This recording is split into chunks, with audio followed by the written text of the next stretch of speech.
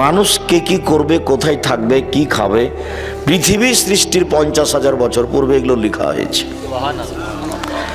সেটাকেই মায়ের পেটে 4 মাস যখন, তখন পুনরায় বাস্তবায়ন করা হয়েছে, যা আমরা পৃথিবীতে এসে ভালো মন্দ ভোগ করছি। 19-20 করার কারো কোনো ক্ষমতা নেই। এটা স্বাভাবিকভাবে, সামাজিকভাবে একজন আরেকজনের উপরে দোষারোপ করে থাকি। মাঝে মধ্যে আমি বলেছি, সেদিন আপনাদেরকে বলছিলাম যে 3 শ্রেণীর মানুষের সাথে আল্লাহ কথা বলবেন না। 3 শ্রেণীর মানুষ জাহান্নামে যাবে। তার 1 শ্রেণীর মানুষ হচ্ছে মুকাজ্জিবুন বিল কাদারে, ভাগ্যকে যে অস্বীকার করে। ভাগ্যকে অস্বীকার করা হয় কিভাবে? যে আপনার ছেলে আর আমার ছেলে ঢাকা থেকে আসছিল, সিরাজগঞ্জে আপনার ছেলেটা গাড়ি থেকে নেমে গেছে, আর একটা গাড়িতে উঠেছে। ওই গাড়িটা সামনে অ্যাক্সিডেন্ট হয়ে গেছে, আপনার ছেলের হাত ভেঙে গেছে। এখন আপনি বলছেন, আহারে, আমার ছেলে যদি আগের গাড়ি থেকে না নামতো তাহলে হাত ভাঙতো না।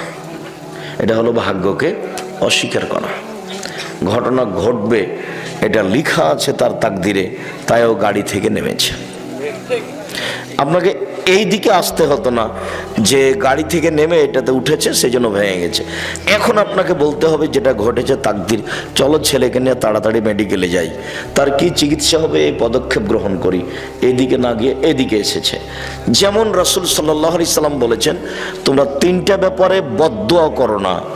1, নিজেদের ব্যাপারে বদদুয়া করো না, যে সব ঝামেলার মধ্যে বেঁচে থাকার চেয়ে না থাকাই ভালো। লা তাদু আলা আনফুসিকুম, বুখারী মুসলিমের হাদিস। আল্লাহ রাসূল সাল্লাল্লাহু আলাইহি সাল্লাম বলেন যে তোমরা নিজেদের উপরে বদদুয়া করো না, এসব ঝামেলা বেঁচে থাকার চেয়ে না থাকাই ভালো। এইটা হলো নিজের উপরে বদদুয়া করা। ওয়ালা তাদু আলা আমওয়ালিকুম, তোমাদের অর্থ সম্পদের উপরে বদদুয়া করো না। এই টাকা পয়সার এই ঝামেলা, মামলা, মোকদ্দমা, জমি জায়গা, এসবগুলো না থাকাই ভালো। অর্থ সম্পদের উপরে তোমরা বদদুয়া করো না। 3, ওয়ালা তাদু আলা আওলাদিকুম, তোমাদের ছেলেদের মেয়েদের উপরে বদদুয়া করো না। ছেলেদের মেয়েদের উপরে বদদুয়া, বাপ মায়ের বদদুয়া একেবারে বিদ্যুৎ কারেন্টের মতো লেগে যাবে, খুব সাবধান। এখন ছেলে বাপকে মেরেছে, তো এখন বাপে বলছে তোকে ত্যায্য পুত্র করলাম, তোকে ত্যায্য পুত্র করলাম, তোকে ত্যায্য পুত্র করলাম। শতবার যদি বাপ বলে যে তোকে ত্যায্য পুত্র করলাম, তো এই কথার কোনোই দাম নাই। বাপ মরলেই ছেলে জমি ভাগ করে নেবে, মানে এই ত্যায্য পুত্র বাক্যের কোনো দাম নাই। ছেলে যখন বাপকে মেরেছে তখন বাপের উচিত ছিল তাড়াহুড়া করে সুন্দর করে ওযু করে ঘরে ঢুকে সময়ের উপরে 2 রাকাত সালাত আদায় করে কিবলার দিকে মুখ করে হাত উঠিয়ে প্রার্থনা করে বলার দরকার ছিল যে আমি এই জন্য ছেলে তোমার কাছে নিইনি, তুমি আমাকে ছেলে ফিরিয়ে দাও। ছেলে আমাকে মারবে কেন? ছেলে আমাকে সম্মান করবে। আমার ছেলে ভুল করেছে, তুমি আমার ছেলেকে ভালো করে দাও, আর যেন আমাকে কোনোদিন না মারে, ও যেন আমাকে মাথায় করে থাকে, ও যেন আমাকে সম্মান করে। এইটা আমি তোমার কাছে চাচ্ছি। আমি তো এরকম ছেলে তোমার কাছে চাইনি, তুমি আমার ছেলেকে ভালো করে দাও। এইটাই ছিল বাপ মায়ের জন্য বলা উচিত। কিন্তু বাপ মা রাগ করে বলছে তোকে ত্যায্য পুত্র করলাম, তোকে ত্যায্য পুত্র করলাম, অথচ ওই কথার কোনো দাম নেই, কোনো দাম নেই। বাপ মরলে জমি ভাগ করে নিবেই, আর নেওয়াটাই ঠিক। পৃথিবীতে বাপ মাকে মানে না যারা, তারা জান্নাতে যাবে না, এ কথা ঠিক। কিন্তু বাপ মা ছেলে মেয়েকে গালি দিবে, বদদুয়া করবে, এটা নয়। যে তখন আপনাকে আমি একটা দেখিয়েছি যে তাৎক্ষণিক দেখেন, বাপ মায়ের দোয়া দেখবেন একবারে তাৎক্ষণিক, হাতে হাতে। 3 জন মানুষ বাল্য অবস্থায় 3টা বাচ্চা দুধ খাওয়া অবস্থায় কথা বলেছে।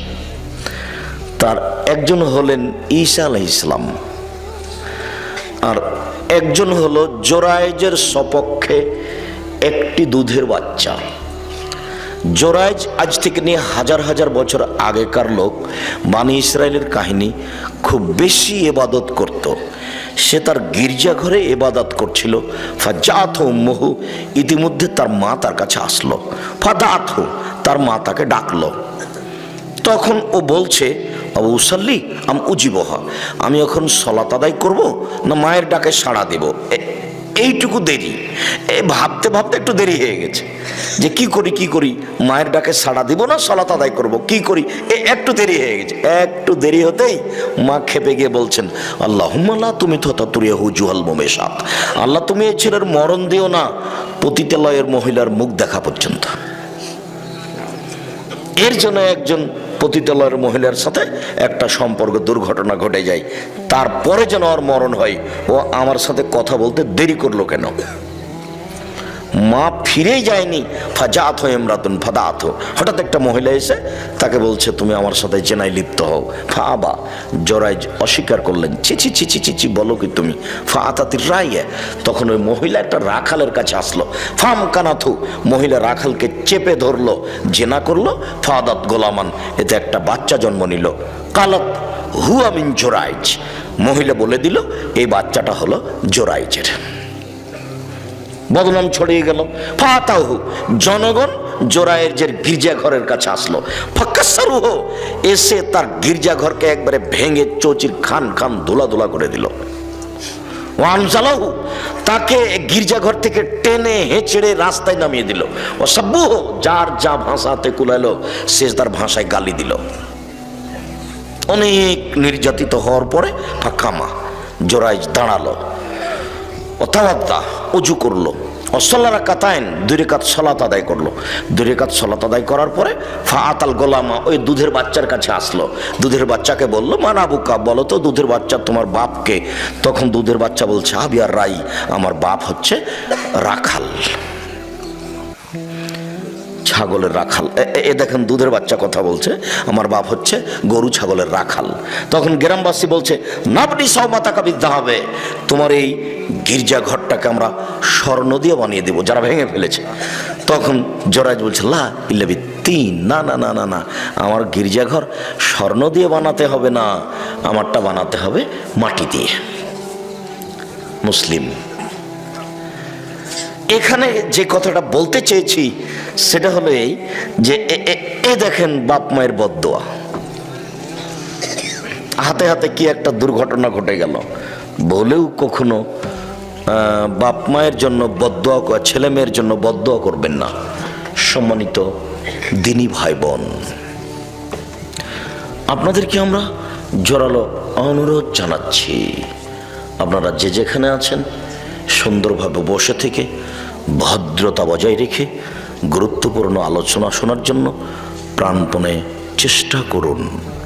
এই সময়ে কেউ দোকানপাটে থাকবেন না, আমার এটা জোরালো অনুরোধ। আমি এসেছি কষ্ট করে, একটা দিন বের করতে কত সময় লাগে, কত বছর কেটে যায়, আর এইভাবে আমি আসলাম এত কষ্ট ক্লেশের পরে, আর আপনি এখন দোকানে বসে চা খাবেন, এটা ঘৃণিত কাজ। এই সময় আমি পছন্দ করি না। দয়া করে আপনি আপনার কথাবার্তা চলাচল বন্ধ করুন, সামনে আসুন, কিছুক্ষণ সময় অপেক্ষা করুন, আপনার কিছু না কিছু উপকার করবই করব ইনশাআল্লাহ। সম্মানিত দিনী ভাই বোন, আল্লাহ তাআলা বলেছেন পছন্দ মতো বিবাহ করো। এর অর্থ এই নয় যে ভাগ্য ছাড়াই কাজ হবে। এটা আপনাকে আল্লাহ সান্ত্বনা দিয়েছেন যে তোমাকে আমি আদেশ দিলাম যে পছন্দ মতো বিবাহ করো, কিন্তু পছন্দ মতো বিবাহ করো মানে 50,000 বছর পূর্বে যেটা লেখা আছে সেটার 19-20 হবে না। কাজেই ছেলের বিরুদ্ধে বদদোয়া করবেন না। ছেলে মেরেছে, ভুল করেছে, আপনি পাল্টা আল্লাহর কাছে হাত তুলে দোয়া করেন, আল্লাহ আমার ছেলে আমাকে মেরে ভুল করেছে, তুমি আমার ছেলেটাকে ভালো করে দাও। ওই জন্য এসে আমার পা ধরে বলে আব্বা ভুল হয়েছে, আমাকে মাফ করেন। আর এরপর থেকে সবসময় যেন আমাকে শ্রদ্ধা দেখিয়ে চলে।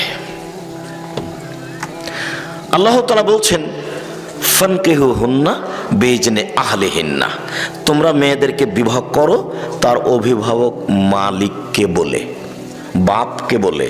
এটা আল্লাহর জোরালো আদেশ। এই আয়াতের ভিত্তিতে আমাদের নবী মুহাম্মদ সাল্লাল্লাহু আলাইহি সাল্লাম বলেছেন আইয়ু ইমরাতিন নাকাহাত বেগাইরে ইজনে ওয়ালিহা, যে কোনো মেয়ে যদি বাপের অনুমতি ছাড়া বিবাহ বসে ফানিকাহ বাতিল, ফানিকাহ বাতিল, ফানিকাহ বাতিল, ওই বিবাহ বাতিল, ওই বিবাহ বাতিল, ওই বিবাহ বাতিল, কোর্টের বিবাহ বাতিল। কিয়ামত পর্যন্ত সময় থাকলে কোনো মায়ের বেটা কথা এইভাবে উল্টে ধরতে পারবে না। যদি ধরে তাহলে বলবে যে আমাদের ফেকাতে লেখা আছে, এইভাবে বলতে হবে। যে কোনো মেয়েকে যদি বলে এটা আমার বউ, দুইজন সাক্ষী, বিবাহ হয়ে গেছে, এটা লেখা আছে ফেকাতে।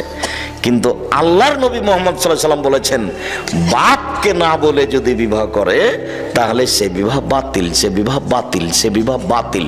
কথাটি আল্লাহর নবী 3 বার বলেছেন জোর দিয়ে। তবুও হুজুর বলছেন যে চলবে। দেখে কি করবেন, করেন, কিছু করার আছে? কোনো পথ নেই। যদি আপনার মেয়ে 7 ছেলের মা হয় তবে ওই বিবাহ হয়নি, আবার বিবাহ পড়াতেই হবে। কোনো পথ নাই, যেহেতু বিবাহ বাতিল। শুধু তাই নয়, রাসূল সাল্লাল্লাহু আলাইহি সাল্লাম বলছেন লা তুজাব্বিজুল মারাতু আল মারাতা, একজন মহিলা আর একজন মহিলার বিবাহ দিতে পারে না, নিজে বিবাহ বসতে পারে না, বিবাহ দিতে পারে না। ফুফুতে বলছে ভাতিজিকে, ভাইয়ের মেয়েকে যে তোর আব্বা তো অমুক ছেলের সাথে বিবাহ দিবে না, তুই চলে আয় আমার বাসায়, আমি বিবাহ দিয়ে দিচ্ছি। ওর ফুফু কখন কখন পুরুষ মানুষ হয়ে গেছে। খালাতে বলছে এই কথা যে তোর বাপ তো বিবাহ দিবে না, তুই আমার বাড়ি চলে আয়, আমি বিবাহ দিয়ে দিচ্ছি। খালা এখন দায়িত্বশীল হয়ে বিবাহ দিয়ে দিচ্ছে বোনের মেয়ের। কত সাহস খালার! কথাটা ওইরকমই হয়ে গেল যে ওই যে মাঝে মধ্যে আপনাদের সামনে বলতে থাকি যে ঢাকা হাজি ক্যাম্পে পৌঁছিলাম, তখন দেখছি একজন মাওলানা সাহেব অনেক বড় পাগড়ি মাথায় বেঁধে বলছেন আপনারা বলেন লব্বাইক আল্লাহুম্মা লব্বাইক, লব্বাইক লা শারীকা লাক লব্বাইক, ইন্নাল হামদা ওয়ান নি'মাতা লাকা ওয়াল মুলক লা শারীকা লাক। আল্লাহ তোমার দরবারে উপস্থিত, আমি তোমার দরবারে উপস্থিত, প্রশংসা তোমার, অনুগ্রহ তোমার, রাজত্ব তোমার, কোনো শরীক নাই তোমার। এই দোয়া পড়াচ্ছে। তা আমি বলছি ইমাম সাহেব এইটা এখানে বলাচ্ছেন কেন? এটা তো ইয়ালামলামে বলতে হবে। বিমান জিদ্দায় নামার 15-20 মিনিট পূর্বে বৈমানিকের পক্ষ থেকে বলা হবে আপনারা এহরাম বাঁধুন, তালবিয়া পড়ুন। তখন আপনার মুসাইল লোকেরা বলবে লাব্বাইক উমরাতান, আমি উমরার জন্য উপস্থিত, লাব্বাইক আল্লাহুম্মা লাব্বাইক, লাব্বাইক লা শারীকা লাক লাব্বাইক, ইন্নাল হামদা ওয়ান নি'মাতা লাকা ওয়াল মুলক লা শারীকা লাক। তো আপনি এখানে বলছেন যে, তখন আমাকে বলছে যে বাড়ি থেকে বললে হবে যে মুহাম্মদ সাল্লাল্লাহু আলাইহি সাল্লাম বলেছেন ইয়ালামলাম, মুহাম্মদ সাল্লাল্লাহু আলাইহি সাল্লাম মানতে হবে, ঠেকা বাঁধেছে, আমি মানুষ নয়, আমারটাও চলে। তো বাড়ি থেকে বলছে চলে, তো যার যেখানে মন সে সেখানে বলুক যে চলবে। যেহেতু মুহাম্মদ সাল্লাল্লাহু আলাইহি সাল্লাম দিয়ে কাজ হলো না, সবারটাই যখন চলবে তো ঠিকই আছে, যার যেখানে প্রয়োজন হবে সে সেখানে এহরাম বাঁধবে। মুহাম্মদ সাল্লাল্লাহু আলাইহি সাল্লাম দিয়ে তার হলো না, তো ঠিকই মুহাম্মদ সাল্লাল্লাহু আলাইহি সাল্লাম নাকচ করে দিয়েছেন যে বাপ ছাড়া বিবাহ হবে না। এখন খালা বলছে যে ওটা মুহাম্মদ সাল্লাল্লাহু আলাইহি সাল্লাম বলেছেন, আমি তো খালা, আমি পারবো না, খালা বিবাহ দিয়েছে। আল্লাহ বলছেন যে মেয়ের অভিভাবককে বলে বিবাহ করো। তারপরের বাক্যে বলছেন অতহুন্না উজুরাহুন্না বিল মারুফ, ভালোভাবে মোহরটা দিয়ে দাও। বাকি মোহরে বিবাহ জায়েজ, কিন্তু মোহর দেওয়া লাগবে না, এটা কোথায়? মরার সময় বলছে যে 10 কাঠা জমি তোমাকে দিয়ে দিলাম, এগুলো নয়। মোহর নগদ দেন আর 10 দিন পরে দেন, তাড়াতাড়ি দেন।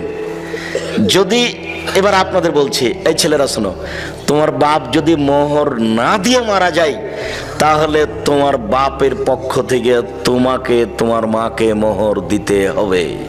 এটা তোমার বাপের ঋণ, কর্জ বাকি থেকে গেছে।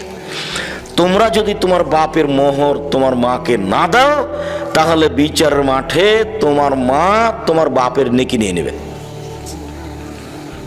কোনো পথ নাই। বিচারের মাঠে তখন তোর বাপ তোমার টাকা পাবে না। তোমার বাপ বিচারের মাঠে টাকা পাবে? টাকা পাবে না। তোমার মার হাত ধরে ক্ষমা নিলে হবে? ওখানে বিচারের মাঠে হাত ধরে ক্ষমা চলে না। তাহলে কিভাবে বিচার হবে? বিচার হলো নেকি দিয়ে বোঝাতে হবে যে নেকি যে নেই, তো বলছে ওই পরিমাণ পাপ নিয়ে নিতে হবে। বিচার এইভাবেই রাসূল সাল্লাল্লাহু আলাইহি ওয়াসাল্লাম সমাধা করে দিয়ে গেছেন যে বিচারের মাঠের বিচার এইভাবে হবে। আপনাকে আমি একটা থাপ্পড় মেরেছি, রিক্সাওয়ালা আপনি। তো এখন বিচারের মাঠে আপনার তো আমি হাত ধরে ক্ষমা নিনি, এখন কিয়ামতের মাঠে উপস্থিত। তো রিক্সাওয়ালা বলছে আমাকে থাপ্পড় মেরেছে, এখন আমি কি দিয়ে পরিশোধ করব? এখন তো আর বলতে পারছি না রিক্সাওয়ালাকে, ভাই আমার ভুল হয়েছে, তুমি মাফ করো। এটাও তো চলে না, কি করতে হবে? এখন রিক্সাওয়ালা আমার নেকি নিয়ে নিবে, তা আমার নেকি নেই।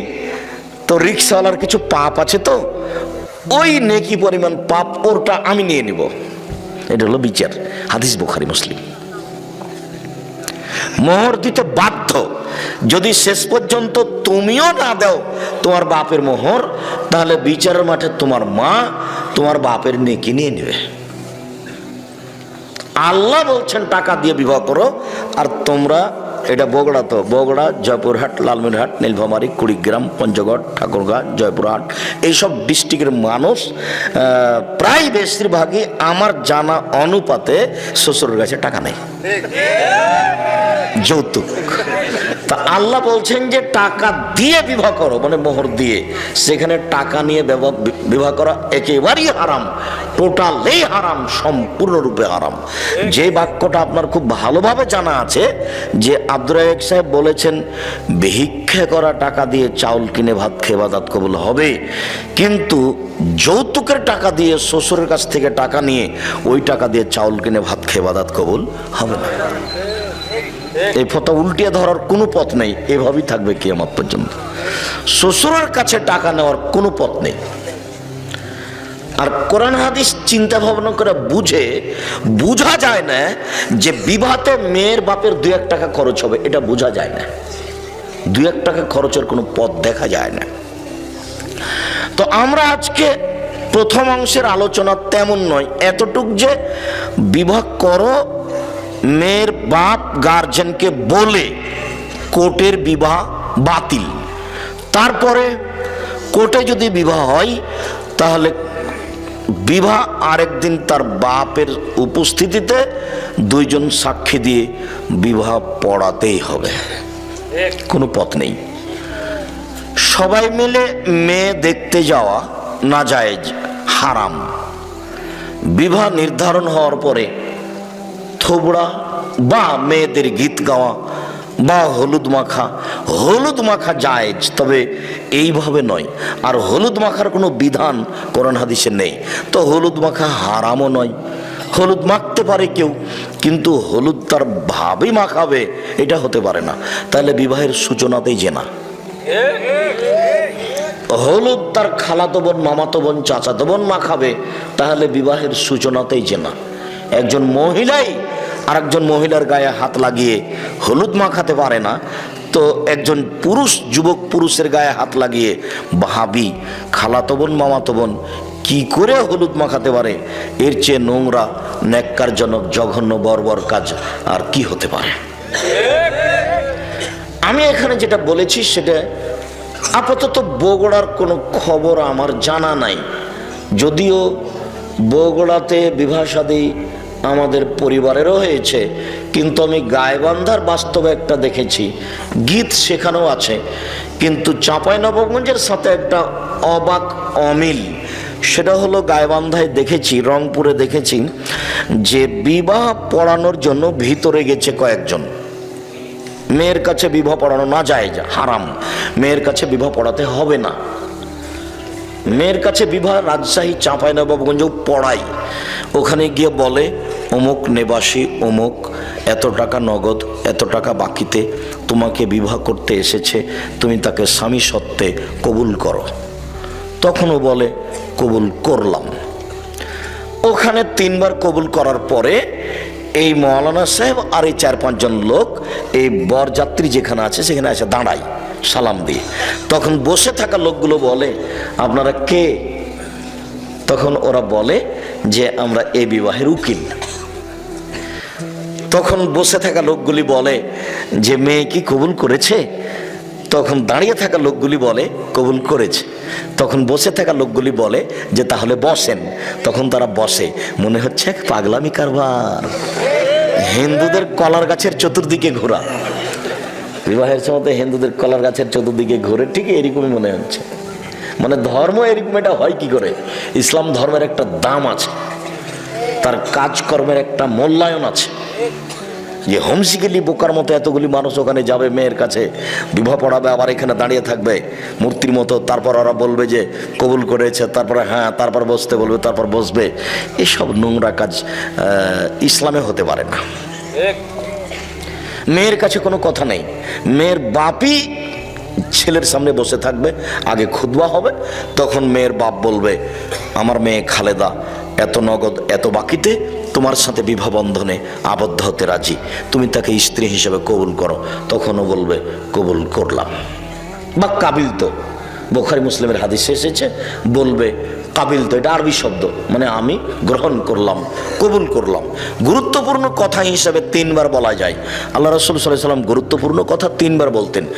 বিবাহটা 3 বারই পড়াতে হবে এই কথা নয়, একবার বললেও হবে, কিন্তু গুরুত্বপূর্ণ কথা হিসাবে 3 বার বলা যায়। যখন কথাটা শেষ হয়ে যাবে তখন উপস্থিত বৈঠকের লোকেরা বা ইমাম সাহেব বা মেয়ের বাপ বলবেন বারাকাল্লাহু লাকা ওয়া আলাইকা ওয়া জামা বাইনাকুমা ফি খাইরিন, আল্লাহ তোমাকে বরকত দান করুক, তোমাদের দুইজনকে বরকত দান করুক, তোমাদের মাঝে তোমাদের দুইজনকে আল্লাহ কল্যাণের উপরে একাত্রিত করুক, তোমাদের দাম্পত্য জীবন সুখী হোক। এইটা হলো দোয়া বিবাহের বৈঠক শেষে। কিন্তু হুজুরের না জানার কারণে হুজুর এখন একটা লম্বা দোয়া মেরে দেবে।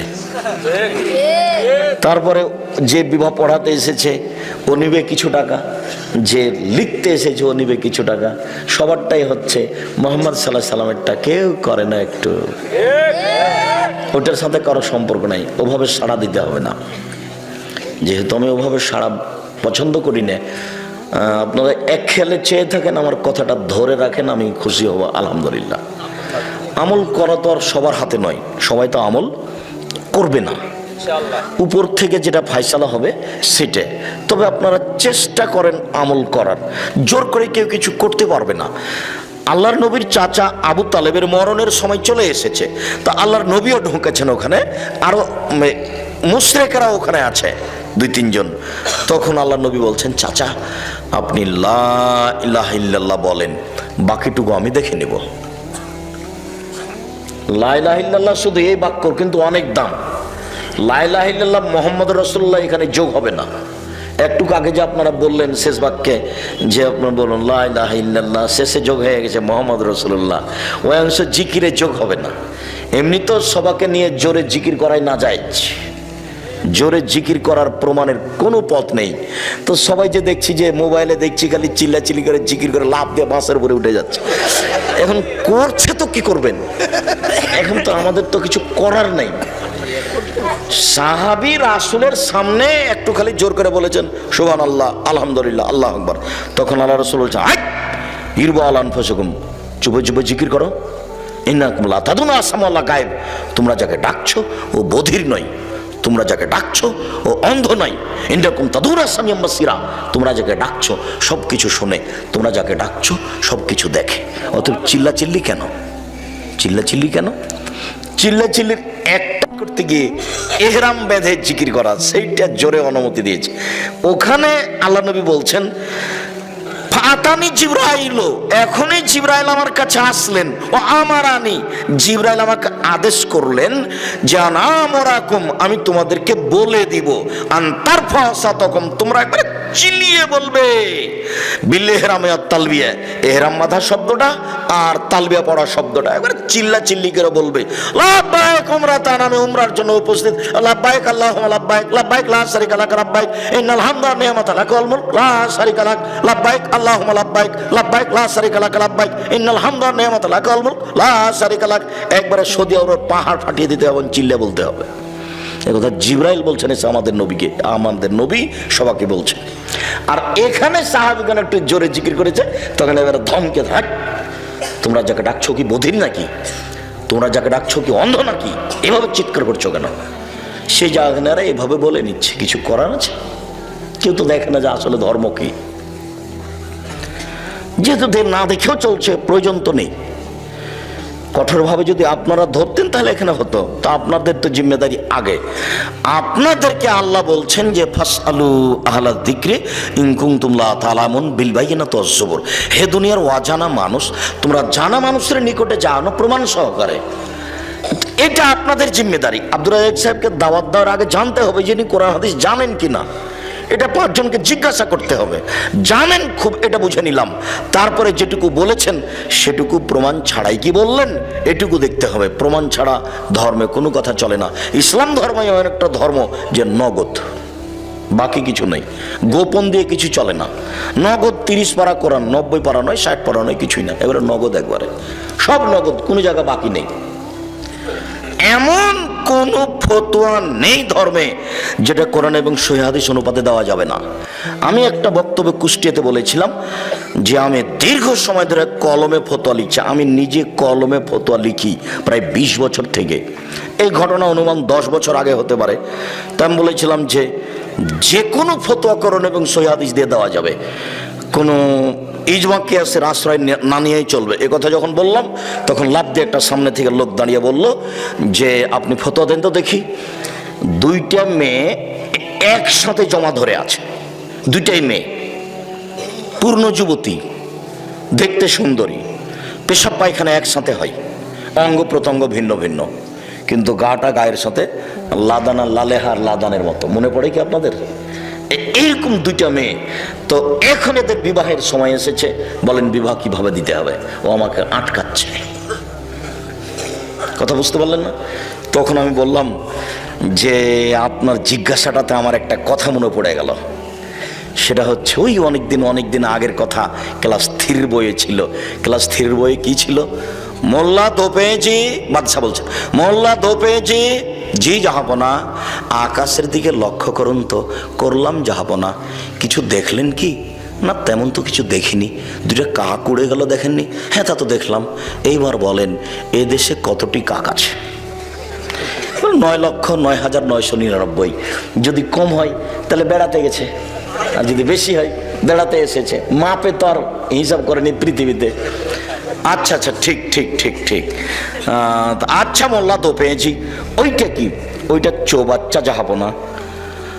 বলতে পারো তুমি চৌবাচ্চায় কত পেয়ালা পানি আছে?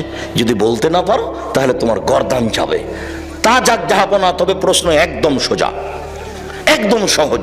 পেয়ালা যদি চৌবাচ্চার সমান হয় 1 পেয়ালা, যদি অর্ধেক হয় 2 পেয়ালা, 4 ভাগে 4 পেয়ালা, 8 ভাগের ভাগে 8 পেয়ালা, 16 ভাগের ভাগে 16 পেয়ালা। আরে থামো থামো থামো, যা তোমাকে আজ মোরগ মুসাল্লাম খাওয়াবো। তো ঠিক এরকম হয়ে গেছে আপনার জিজ্ঞাসা। আপনার জিজ্ঞাসা তো জটিল নয়। আল্লাহ বলেছেন লা ইউকাল্লিফুল্লাহু নাফসান ইল্লা উসআহা। মানুষ যেটা করতে পারবে না এরকম বিধান আল্লাহ মানুষের উপরে চাপাবেন না। আপনি এখন বড় ডাক্তারের কাছে আশ্রয় নেন। বড় ডাক্তার যদি বলে যে পৃথক করা যাবে, করতে হবে। যদি বড় ডাক্তার বলে পৃথক করা যাবে না, তো একজনে বিবাহ করুক, তাতে আসে যায় না। এবার আপনি দেখান কে বিবাহ করতে চাচ্ছে, মেয়ে দুটি কোথায়? কোনো পথ নেই। যে কোনো ফতোয়া আমার 20 বছরের অভিজ্ঞতা বলছি, আমার 20 বছরের অভিজ্ঞতা বলছি, যে কোনো ফতোয়া কোনো ফেকার আশ্রয় নিতে হবে না ইনশাআল্লাহ। কোনো কেয়াসের কোনো কিছুর আশ্রয় নিতে হবে না। আপনি কোরআন হাদিস দিয়ে বলতে পারবেন, কোনো সমস্যা নেই। আমার 20 বছরের অভিজ্ঞতা বলছি, 2-1 দিনের নয়, আর হঠাৎ করে নয়। আর অভিজ্ঞতা শুরু হয়েছে বগুড়া থেকে। সর্বপ্রথমে আমি 90 সালে বগুড়া ফতে আলী মসজিদে, ওই যে ফতে আলী ব্রিজের ওখানে যে মসজিদটা ছিল, ওখানে দাওয়াতের জন্য আসতাম। ওখানকার লোকেরাই যে টিয়া ভাই এখনো আছে, আমাকে পথ খরচ দিত 20 টাকা, তারপরে 50 টাকা, তারপরে 100 টাকা, তারপর 200 টাকা, তারপর 300 টাকা, তারপর 500 টাকা। এগুলো তাদের পথ খরচ। এখনো পাশে বসে আছেন সেকাল থেকে, 90 সাল থেকে। যদি কোনোদিন আমার মুখের চোখটা একটু দুর্বল হয়েছে টাকা কম দেখে, এটা প্রমাণ যদি করে দিতে পারেন, আমি জাতির সামনে কোনোদিন বক্তব্য দেব না। একটু কেমন কেমন লাগলো আব্দুর রাজ্জাক সাহেবকে দেখে। টাকা তো কম দিলাম, তো মনে হলো মুখটা যেন কেমন কেমন মনে হলো। এটা প্রমাণ করতে পারলেন। একবারে সূচনা থেকে তারা আছেন, একেবারে সূচনা থেকে। সর্বপ্রথম যখন এসেছি বগুড়ায়, আল্লাহর কসম, আল্লাহর কসম, আল্লাহর কসম, আপনাকে আমি ফাঁকি দিতে আসিনি। আমার বুঝ অনুযায়ী আমি কোরআন এবং সহিহ হাদিসের কথা বলে থাকি, বলবো ইনশাআল্লাহ। সম্মানিত দিনী ভাই বোন, আরেকটু জরুরি কথা যে বিবাহের এইসব নিয়ম নীতির পরে, বিবাহ পড়ানোর পরে বর কনেকে নিয়ে যেসব কিছু করা হয় বরের বাড়িতে কনের বাড়িতে, এগুলো সব হারাম। বিবাহ পড়ানোর পরে একটা কাজ আছে, সেটা অলিমা। এটা মেয়ের ছেলের বাপের বাড়িতে হবে। আর অলিমাতে শুধু ধনী মানুষকে যদি দাওয়াত দেওয়া হয়, গরিব নিঃস্ব ফকিরকে বাদ দেওয়া হয়, তাহলে ওই খাদ্য ড্রেনে ফেলে দিতে হবে, কুকুরে খাবে। কেন আব্দুর রাজ্জাক এভাবে বললেন কেন? আল্লাহ নবী বলেছেন আশারত আমিন, সবচেয়ে নিকৃষ্ট খারাপ খাদ্য ওই খাদ্য যেই খাদ্যে শুধু ধনীদের দাওয়াত দেওয়া হয়েছে, গরিবদের দেওয়া হয়নি। তাহলে এবার যে কয়েক দেগ ভাত রান্না করা হয়েছে গরুর গোশত দিয়ে, এই ভাতটা এখন কেমন ভাত বলেন তো দেখি? সবচেয়ে খারাপ, সবচেয়ে নিকৃষ্ট। এ কথা আমি বলিনি, এ কথা মুহাম্মদ সাল্লাল্লাহু আলাইহি ওয়াসাল্লাম বলেছেন। দেখকে একবার উল্টিয়ে ফেলে দিতে হবে ট্রেনে, কুকুরে খাবে ভাত, মানুষ খাবে না। কেন? এতে কাকে দাওয়াত দেওয়া হয়েছে? শুধু চিনে চিনে ধনীকে দাওয়াত দেওয়া হয়েছে। অতএব এ খাদ্য হারাম, এ কথা আমি বলিনি, এ কথা মুহাম্মদ সাল্লাল্লাহু আলাইহি ওয়াসাল্লাম বলেছেন। আর দুয়াটার ওখানে আছে বরকত। বরকনের ভিতরে বরকত কি আছে? বরকতের কথাটা আপনাকে মাঝে মধ্যেই বলে থাকি। এই জন্যই বলে থাকি যে আপনার স্ত্রী, আপনার মা, দুইজনই সংসার পরিচালনা বুঝে না। ভাতে চাউল দিতে গিয়ে দুইটা চাউল পড়ে গেছে, সেটা তুলে যে পাতিলে দিতে হবে সেটা তার বিবেচনাতে নেই। বাড়ির বরকত বুঝে না। দেখেন তো, বরকত যেভাবে আল্লাহ রাসূল বলছেন, মানুষের মধ্যে বরকত আছে, টেবিলটার মধ্যে বরকত আছে, এই বোতলটার পানিটার মধ্যে বরকত আছে। কিভাবে এগুলো আব্দুর রাজ্জাক সাহেব? টেবিলের বরকত বুঝতে পারলেন না? আজকে সন্ধ্যার সময় টেবিলটা করা হয়েছে, এমন এক জায়গাতে ঘরে রেখেছেন যে উপর থেকে বস্তা পড়ে টেবিলটা ভেঙে গেল, একদিনই শেষ। আর একটা টেবিল আপনাদের বাড়িতে আছে, আপনার দাদার করা, এখনো আছে। তার মানে ওই টেবিলটাতে বরকত আছে, এটাতে বরকত নেই। আল্লাহ রাসূলের সামনে যখন কোনো নতুন ফল দেওয়া হতো, তখন তিনি বলতেন আল্লাহুম্মা বারিক লানা ফি সামারিনা ওয়া সায়না ওয়া মুদ্দিনা ওয়া শাহরিনা। আল্লাহ তুমি আমাদের ফলে বরকত দাও, আমাদের শহরে বরকত দাও, আমাদের ওজনে বরকত দাও, আমাদের জিনিসপাতিতে বরকত দাও। রুজি ভিন্ন জিনিস, বরকত ভিন্ন জিনিস। রুজি ভিন্ন জিনিস, বরকত ভিন্ন জিনিস। খুতবা শেষে বিবাহ পড়ানোর পরে প্রথম বাক্যটাই বললেন আল্লাহুম্মা বারিক বারাকাল্লাহু লাকা ওয়া আলাইকুমা। আল্লাহ বরকত তোমাকে দেখ, তোমাদের দুজনকে দেখ, আর তোমাদের দুজনকে আল্লাহ কল্যাণের উপরে একত্রিত করুক। ধর্মের সাথে কারো ভালো সম্পর্ক নেই, কেননা ধর্ম কেউ বুঝে না। যারা প্রচার করছে তারাও বুঝে না, যারা বলছে তারাও বুঝে না। এখানে যিনি ওনার নাম কি, কাজী, কাজীর খাতাতে 4 জন সাক্ষী লাগবে। এই খাতা ফেলে দিতে হবে, এই খাতা চলবে না। বিবাহের জন্য 4 জন সাক্ষী লাগে না, কয়জন লাগে? 2 জন। এখানে আবার ভাগ করে নিয়েছে, মেয়ের পক্ষ থেকে 2 জন, ছেলের পক্ষ থেকে 2 জন। তার মানে সূচনাতে গন্ডগোল। আল্লাহ নবী এ কথা বলেননি। আল্লাহ নবী মুহাম্মদ সাল্লাল্লাহু আলাইহি ওয়াসাল্লাম বলেছেন যে একটা বিবাহ জায়েজ হওয়ার জন্য কয়জন সাক্ষী লাগে? 2 জন। ও পুরুষের পক্ষে না মহিলার পক্ষে, এই কথা তিনি বলেননি। তিনি বলেছেন লা নিকাহা ইল্লা বিশাহিদাইনি, 2 জন সাক্ষী ছাড়া বিবাহ হয় না। ওয়ালা নিকাহা ইল্লা বিওয়ালিন, অভিভাবক ছাড়া বিবাহ হয় না। 2 জন সাক্ষী ছাড়া বিবাহ হয় না, 1 জন অভিভাবক ছাড়া বিবাহ হয় না। উকিল বাপ হারাম। নোয়াখালী, কুমিল্লা, পটুয়াখালী, সিলেট, চট্টগ্রাম, ওইসব ডিস্ট্রিক্টে উকিল বাপই বাপ, ওর সাথে মরা পর্যন্ত জামাই মেয়ে সম্পর্ক রাখে। উকিল বাপকে ডেকে নিয়ে আসে, দাওয়াত খায়। যতদিন পর্যন্ত উকিল বাপ বেঁচে আছে ততদিন পর্যন্ত নিজের বাপের চেয়ে দামি মানুষ কে? উকিল বাপ। কথা বুঝতে পারলেন না মনে হয়? উকিল বাপ ধর্ম বাপ নয়। বিবাহের দিন যাকে উকিল করা হয় গার্জেন হিসাবে, জি, উকিল বাপই হারাম। বাপ বেঁচে থাকাকালীন উকিল বাপ চলবে না, বাপই তো উকিল।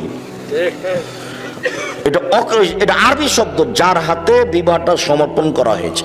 তো আল্লাহর নবী বলছেন যে বিবাহ সমর্পণ করা আছে বাপের হাতে, তো বাপকে বাদ দিয়ে জ্যাঠো কি করে এখানে উকিল হয়ে গেলেন, গ্রামের মৌলকিকের উকিল হয়ে গেলেন?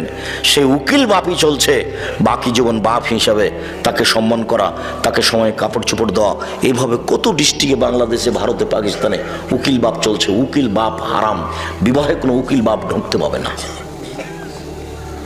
বিবাহের পরে যেটা সেটা অলিমা, এরপরে ছেলে মেয়ে জন্ম নিল তাদের ব্যাপারে চিন্তা ভাবনা। আমরা আপাতত প্রথম অংশ শেষ করলাম।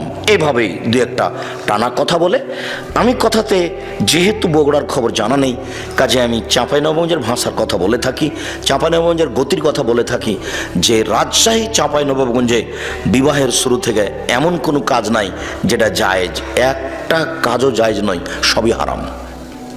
ওইভাবেই বিবাহ চলছে শুরু থেকে নিয়ে শেষ পর্যন্ত, একটা কাজও জায়েজ নয় বিবাহের, সবই হারাম।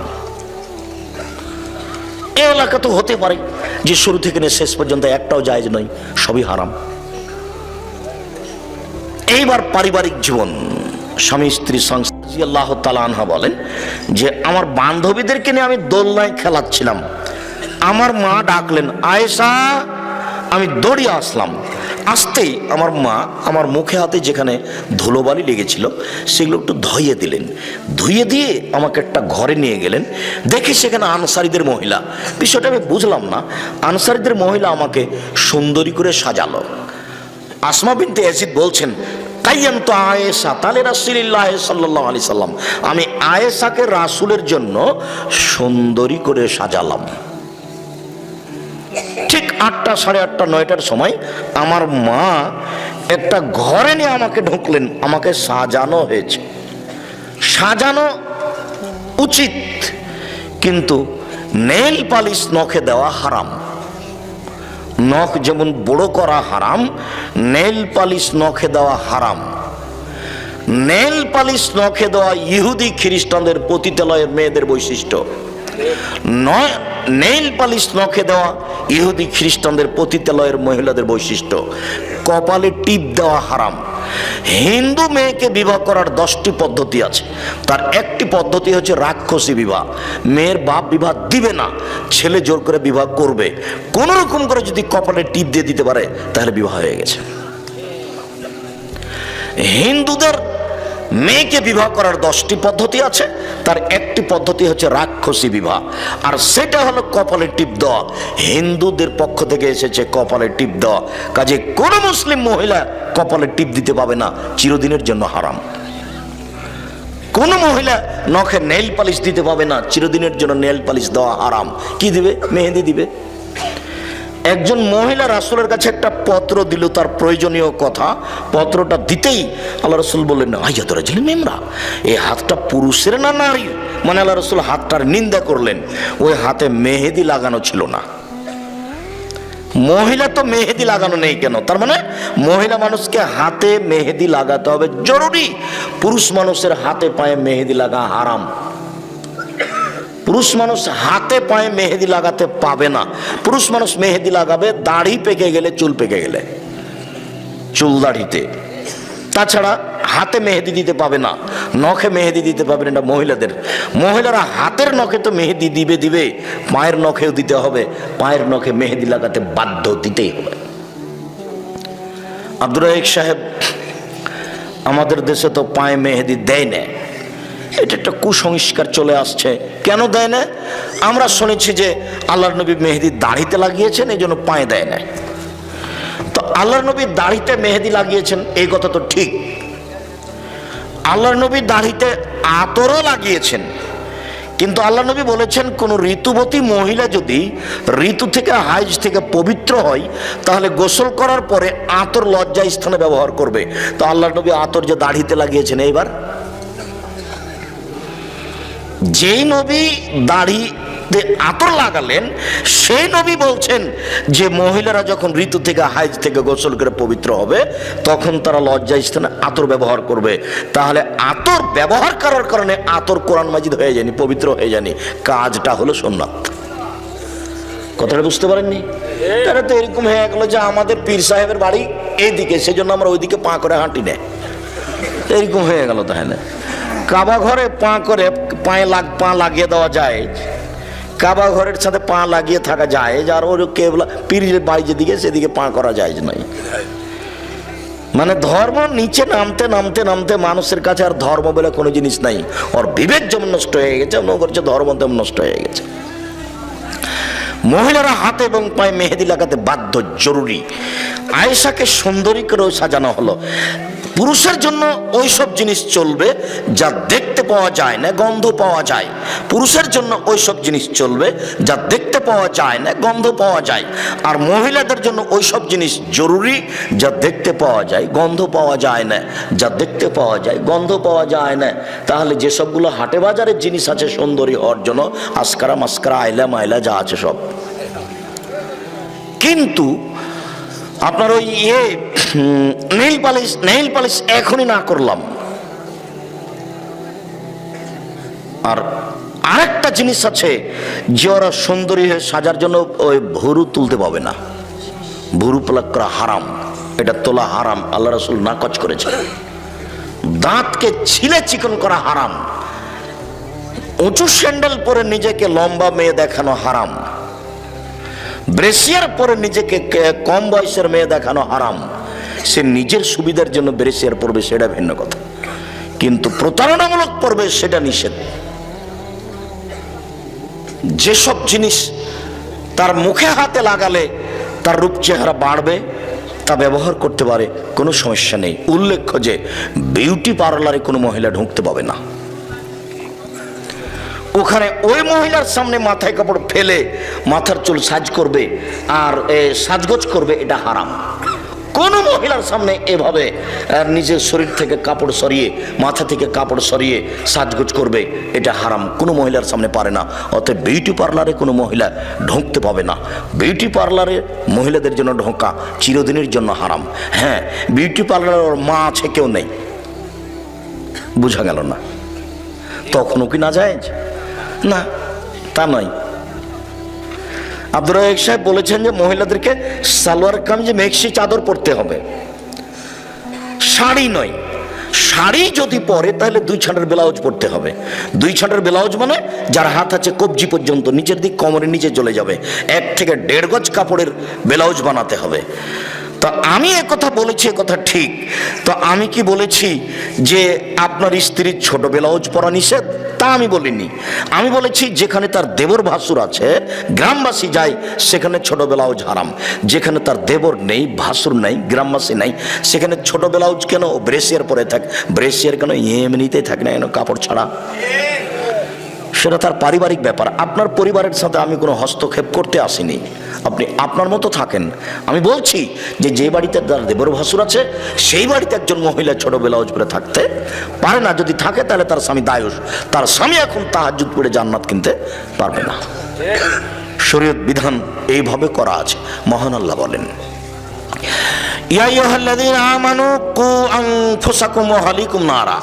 পৃথিবীর মানুষ, তোমরা তোমাদেরকে জাহান্নাম থেকে বাঁচাও আর তোমাদের পরিবারকে জাহান্নাম থেকে বাঁচাও। অতএব বোঝা যায় যে পরিবারের মালিক তার পরিবারকে জাহান্নাম থেকে বাঁচাতে পারে। পরিবারের মালিকের হাতে আল্লাহ জিম্মেদারি দিয়ে দিয়েছেন যে তুমি তোমার পরিবারকে জাহান্নাম থেকে বাঁচাও। এই ছেলে, দয়া করে মধ্যে থেকে কোনো বাচ্চা যেন না উঠে, এ ব্যাপারে আপনারা খেয়াল করে থাকবেন। আমি আপনার বিরক্তির আগেই বক্তব্য শেষ করবো ইনশাল্লাহ। আমি অত কোরআন হাদিস জানি না যে আব্দুল্লাহ বিন ফজল রাহিমের মতো ফজরের আজান পর্যন্ত বক্তব্য দিব। আমার অত জানাও নেই, আমি অত পারিও না। 1-1.5 ঘন্টা, খুব বললে 2 ঘন্টা। কাজে আপনাকে আমি একটু ধৈর্য ধারণ করে বসে থেকে আলোচনা শোনার জন্য অনুরোধ জানাই। আমি আপনার কিছু না কিছু উপকার করবই করবো ইনশাল্লাহ। আপনার জন্য এসেছি, আর আপনিও যেহেতু এই জন্য এসেছেন, তাহলে দয়া করে সময়টা লস করিয়েন না। আর এখন কারোর সাথে কথা বলা প্রয়োজন মনে করিয়েন না। কথা একটু পরে বলেন। কথা তো কিছুক্ষণ পরে শেষ হয়ে যাবে এমনিতেই, তখন কথা বলেন। অত্র আয়াতে আল্লাহ যা বললেন তাতে মানুষ তার পরিবারকে জাহান্নাম থেকে বাঁচাতে পারে। মানুষই পরিবারকে জাহান্নাম থেকে বাঁচাতে পারে। একথা আমি বলিনি, একথা আল্লাহ তাআলা বলছেন। এখন তাহলে পরিবারকে জাহান্নাম থেকে বাঁচাতে হলে কিছু নিয়ম কানুন। তো তবে প্রথম বাক্যে বলেছেন নিজেকে বাঁচাও। তা আমি নিজেকে বাঁচানোর একটা ছোট্ট হাদিস বলে সামনের দিকে যাই। রাসূল সাল্লাল্লাহু আলাইহি সাল্লামকে জিজ্ঞাসা করা হলো, আল্লাহর নবী, মান নাজাত, জাহান্নাম থেকে বাঁচার পথ কি, কিভাবে জাহান্নাম থেকে আমরা বাঁচতে পারি? তখন আল্লাহ রাসূল তিনটা কথা বললেন, এই তিনটা আপনি পালন করেন তাহলে আপনি নিজেকে বাঁচাতে পারবেন। পরের বাক্যে আপনার পরিবার। এক, আলজেম লেসানাক, মুখ বন্ধ রাখো, জরুরি প্রয়োজন ছাড়া মুখ খুলবেন না, ভালো কথা ছাড়া মুখ খুলবেন না। নির্বাচন করতে গিয়ে তো মানুষের বদনাম করে জীবনটাকে ধ্বংস করেছে, আর বদনাম ছাড়া চলেও না, যেহেতু তার প্রতিপক্ষ আছে একজন সবসময়, তখন আপনাকে কিছু না কিছু করাই লাগবে, বলতেই হয়। যার জন্য এই পথই যাবেন না। বাপের জমি জায়গা আছে কিছু, আরে কিছু না আছে 10 কাঠা জমি তো আছে, ওখানে বেগুনের চাষ করে এখানে কেন? আসসালামু আলাইকুম জনগণ, আমি যেটা দায়িত্ব নিয়েছিলাম আমার ভুল হয়েছে, আমি গেলাম, আসসালামু আলাইকুম, আপনারা কি করবেন করেন। তার মানে হকের উপরে টিকে থেকে বাপের জমিদারি নষ্ট করে দায়িত্ব পালন করে পরকাল হারাতে রাজি নই, কি দরকার? আর দল পার্টি যখন তখন আরেকজনের বিরুদ্ধে দু কথা না বললে চলে না, একবার বাধ্য বলতে, চাঁপানেগঞ্জের ভাষা তো কেন ওর বাপকে বলতে হবে, মানে টিকে থাকা কঠিন, এটা স্বাভাবিক ব্যাপার। সম্মানিত দিনী ভাই বোন, জাহান্নাম থেকে বেঁচে যাবেন তিনটা কাজ করলে। এক, মুখ বন্ধ রাখেন, ভালো ছড়া মুখে বলবেন না, খুব শক্ত হয়ে থাকবেন। দুই, অলিয়া সবাই তো জরুরি প্রয়োজন ছাড়া বাড়ির বাইরে যাবেন না। দোকানে কিছু জিনিস কিনতে গেছেন, 1 কেজি লবণ আর 100 মরিচ, এইটুকু নেওয়ার পরে 1 মিনিট দোকানে দাঁড়াবেন না। কেন? ওখানে আরো 2 জন বসে আছে, আরেকজনের বদনাম হচ্ছে, ওখানে আপনি কানে দিবেন না। জরুরি প্রয়োজন ছাড়া বাড়ি ত্যাগ করবেন না। পুরুষ মানুষ জরুরি প্রয়োজন ছাড়া বাড়ির বাইরে যেতে পারে না। বলেন তো আপনার বউ কিভাবে বাইরে বাজার করতে যেতে পারে? আপনি কি মরেছেন? আপনার বড় ছেলে কি মরেছে কাপুরুষ? বউ কেন বাজারে?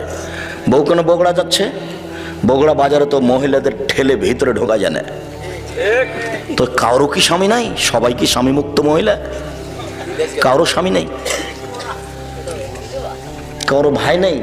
কেন কেন যাবে সে? কই আমাদের তো চলে, বছর বছর যাবত চলে, আমাদের চলছে তো, আমরা তো দুনিয়াতে বেঁচে আছি, আমাদের তো কোনোদিন বাজারে যাওয়া লাগে না, আমরা তো এই দুনিয়াতে আছি বেঁচে, কোনো সমস্যা হয় না। আপনার কেন সমস্যা? আপনার কেন বউ যাবে বাজারে? ও কেন কাপড় কিনতে যাবে? ও কেন জিনিস কিনতে যাবে?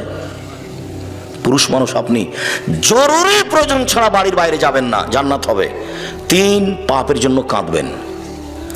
রাসূল সাল্লাল্লাহু আলাইহি ওয়াসাল্লাম বলেছেন, কেউ যদি আল্লাহর ভয়ে কাঁদে তাহলে ওর জাহান্নামে যাওয়া ওইরকমই অসম্ভব গাভীর বাঁট ওলান বান থেকে দুধ বের করে ভিতরে ঢোকানো যেমন অসম্ভব। সুবহানাল্লাহ। গাভীর বাঁট বান থেকে চাপ দিয়ে দুধ বের করে ভিতরে ঢোকানো যাবে? এইটা যেমন অসম্ভব, আল্লাহর ভয়ে কাঁদে যে তার জাহান্নামে যাওয়া তেমনি অসম্ভব। 3টা কাজ করেন, জান্নাত হবে, জাহান্নাম থেকে বেঁচে যাবেন। আপনি বেঁচে গেলেন। এখন পরিবার, কয়েকটা জিনিস পরিবারকে জাহান্নাম থেকে বাঁচাতে হবে। 1, পরিবারের ছেলে মেয়েকে শিরক করতে দেওয়া যাবে না।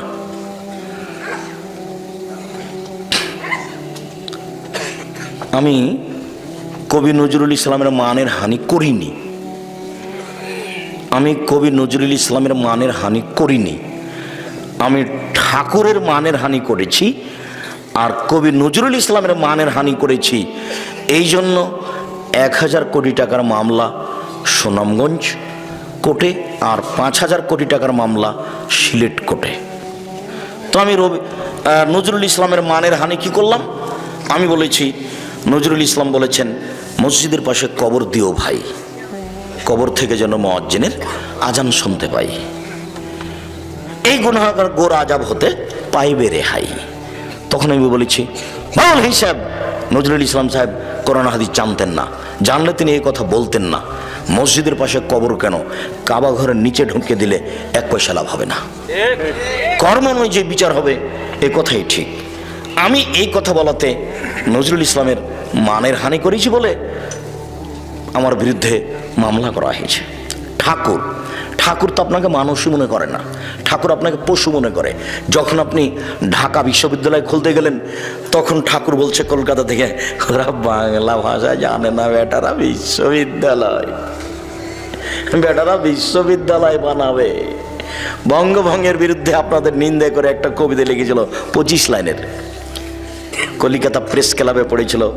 সর্বপ্রথম এই কবিতা পড়েছিল ভদ্রলোক, জাতি যখন বিপদে ঠাকুর তখন বিলাতে। জাতি যখন বিপদে ঠাকুর তখন বিলাতে 25 লাইনের কবিতা বলেছিল। যতবার বলছে ও মা তোমার আকাশ তোমার বাতাস, ততবার বলছে ও কালিমা তোমার আকাশ তোমার বাতাস। কোনোদিন পড়ে দেখেছেন? কোনোদিন বিবেচনা করেছেন? তখন আমি বলেছি তোর বাপের আকাশ। কিন্তু বুঝতে পারলাম না, আমি নাকি ঠাকুরের নিন্দা করলাম, তাই মামলা করলো। যে না ভুল হিসাব, আমি তা করিনি, আমি নিন্দা করব কেন? আমি বলেছি শরীয়ত এরকম নয়। ছেলে মেয়েকে শিরক থেকে বাঁচাতে হবে। জাহান্নাম থেকে বাঁচালে 1 নম্বর বাপের প্রয়োজন, ছেলে মেয়েকে শিরক থেকে বাঁচানো। লোকমান হাকিম বলছেন, বোনাইয়া ও আমার আদরের ছেলে, লা তুশরিক বিল্লাহ, আব্বু আল্লাহর সাথে শিরক করো না, ইন্না শিরকা লাযুলমুন আযীম, শিরক হচ্ছে সবচেয়ে বড় পাপ। পাপের জগতে সবচেয়ে বড় পাপ হলো শিরক। ছেলে মেয়েকে শিরক মুক্ত করতে হবে। পরিবারকে যেতে দিতে হবে না কবরের কাছে। কবরের কাছে কিছু পাওয়া যাবে না। কবর থেকে কোনো জিনিস কাউকে ছেলে দিতে পারে না। কবরের কাছে মানত মারা যায় না। মহাস্থান কবরে গরু জবাই করা যায় না, ছাগল মুরগি দেওয়া যায় না, সেখানে মানত মারা যায় না। যারা মেনেছে মানবে তারা মুসলমান নয়, তারা খারেজ হয়ে গেছে ইসলাম থেকে, তাদের জান্নাতের কোনো পথ নেই। বিচারের মাঠে আল্লাহ তাআলা আদম সন্তানকে সামনে বলবেন, বিচারের মাঠে আল্লাহ উপস্থিত হবেন। যখন আদমের ছেলে মেয়ে উপস্থিত হবে, তখন আল্লাহ বলবেন, ইবনা আদম লা আতাইতানি বিকুরাবির যে খাতায়া সুম্মা লাকিতানি লা তুশরিক শাইআন আতিতকবে করাবে মাগফিরা। এ আদমের ছেলে মেয়ে শোনো, আজকে যদি তোমরা আকাশ জমিন পরিমাণ পাপ নিয়ে উপস্থিত হয়ে থাকো, তোমাদের পাপ আর পাপ, আকাশ জমিন একবার পরিপূর্ণ হয়ে আছে পাপে, আমি তোমাদের এই পরিমাণ ক্ষমা নিয়ে উপস্থিত হয়েছি যদি শিরক না থাকে। তোমাদের পাপ যত আমার ক্ষমা তত, তোমাদের পাপ যত আমার ক্ষমা তত, যদি শিরক না থাকে। তোমাদের পাপ যে পরিমাণ আমার ক্ষমা সেই পরিমাণ, তোমাদের পাপ যে পরিমাণ আমার ক্ষমা সেই পরিমাণ, যদি শিরক না থাকে। এবার আপনার হুজুরকে বলেন যে আব্দুর রাজ্জাক সাহেব বা আহমদ সাহেব শিরক কোনটা? উনি যদি বলেন যে বাংলাদেশে কোনো শিরক নেই, ভালো কথা। আর যদি বলেন যে শিরক আছে, তাহলে ঠিক তাকে বলতে হবে আমি খাকসার, আমার বুঝে যা আছে তা আমি শিরকের নোট করেছি, বক্তব্য আছে। এদেশে একটা বই পাওয়া যায়, কে বড় ক্ষতিগ্রস্ত। আমাকে কিনতে বলিয়েন না, যে আপনি লিখেছেন আপনি কিনেন, তাহলে তো আমি আপনার উপকার করতে পারবো না। কে বড় লাভবান বইটা লিখেছি জঙ্গিদের বিরুদ্ধে 2005 সালে, যেদিন সরকার স্বপ্ন দেখেনি জঙ্গি, সেদিন আমি কলমে লিখেছি এদেশের মাটিতে জঙ্গি বিরোধী বক্তব্য আমার চেয়ে কারো কঠোর কঠিন আছে তা আমার জানা নেই। আমার আগে জঙ্গি বিরুদ্ধে কলম ধরেছে কেউ আমার আগে, তা আমার জানা নাই। 2005 সালে আমার বইটা ছাপা, বইয়ের নাম কে বড় লাভবান। 1 লাইন পড়লে বুঝতে পারবেন আপনার সুবিধা, ক্ষতিগ্রস্ত 1 লাইন পড়লে বুঝতে পারবেন আপনার ক্ষতি, তার নামই হলো ক্ষতিগ্রস্ত। কে বড় ক্ষতিগ্রস্ত আর ওটা কে বড় লাভবান। ওতে এক জায়গাতে সিরিয়াল দেওয়া আছে, এটা শিরক, এটা শিরক, এটা শিরক, এটা শিরক, সিরিয়াল দেওয়া আছে। আর ধারাবাহিক কোথায় কোথায় কোথায় কোথায় শিরক হয় এগুলো সব উল্লেখ করা আছে। এখন আপনার ইমাম যদি বলেন যে আমাদের দেশে শিরক নাই, ভালো কথা। বিচারের মাঠে আল্লাহ বলবেন যে তোমার যদি শিরক না থাকে তাহলে তোমার পাপ যত আমার ক্ষমা তত। সেদিন কি আল্লাহও বুঝবেন না যে কোনটা শিরক? নাউজুবিল্লাহি মিন যালিক। ও তো খুব ভালো বুঝবেন, তো সর্বশক্তি মানুষ, সব কিছু গাতা, সব কিছু জানেন, তিনি আলিম, সব কিছু জানেন। ছোট শিরক, আমি কথা বলছি, টিকটিকি টিকটিক করে উঠলো, তা আপনি বললেন হ্যাঁ আপনি ঠিক বলেছেন, ওই যে টিকটিকি বললো, তা আমি ঠিক বলেছি কি না এটা আল্লাহ ভালো জানেন। তো টিকটিকি কিভাবে জানলো? তো আল্লাহর সাথে কাউকে সমান করে দেওয়ার নাম হলো শিরক। যখনই গাড়িটা ছুটেছে ঢাকা থেকে বা গোবিন্দগঞ্জ গাইবান্ধা থেকে রংপুর থেকে, তখন থেকে বারবার কন্ট্রাক্টর বলছে, ড্রাইভার বলছে কন্ট্রাক্টরকে, ভাই মহাস্থানে 10টা টাকা দিও, ভাই মহাস্থানে 10টা টাকা দিয়ে দিও। কেন? তার মাথায় কাজ করছে যে মহাস্থানে 10টা টাকা দিলে গাড়িটা অ্যাক্সিডেন্ট হবে না, ও কবর থেকে ঠেকিয়ে দিবে অ্যাক্সিডেন্ট যেন না হয়। এর নাম শিরক। অ্যাক্সিডেন্ট ঠেকাতে পারে কে? আল্লাহ। ড্রাইভারের ধারণাই যে ওই কবরে যে আছে সেও পারে, নাউজুবিল্লাহ মিন যালিক। তার নাম শিরক। ছেলে মেয়েকে, আহাল পরিবারকে জাহান্নাম থেকে বাঁচাতে হলে বাপ স্বামী 1 নম্বর কাজ কি করবে বলেন তো? শিখতে ছেলে মেয়েকে বাঁচাবে। তো বাপই তো শিরক বুঝে না, বাপকে শিরক বোঝার জন্য আজকে অনুরোধ জানাচ্ছি, যাওয়ার সময় যদি একটা বই থাকে, কে বড় ক্ষতিগ্রস্ত, নিজে যদি পড়তে না পারেন তাহলে ছেলেকে বলবেন, আবু পড়ো তো, কোথায় শিরক আছে আমি একটু অবগত হই। দেখে দেখে দেখে দেখে শিরক ছেড়ে দিবেন, ছেলে মেয়েকে ছাড়াতে বাধ্য করবেন। এদেশের জন্মগতি হচ্ছে শিরকের উপরে, এদেশের জন্ম স্বভাবই খারাপ। আপনাকে আমি বলিনি যে সৌদি আরবের একটা বাচ্চা, খুব দুষ্ট বাচ্চা, সাইকেলে চড়ে যাচ্ছে, যেতে যেতে একটা ইঁটে ধাক্কা খেয়ে উল্টে পড়ে গেছে। তখন ছেলেটা ছাল চামড়া উঠে গেছে, লাফ দিয়ে উঠে বলছে, তাওয়াক্কালতু আলাল্লাহ, আমি আল্লাহর উপরে ভরসা করি। আর বউ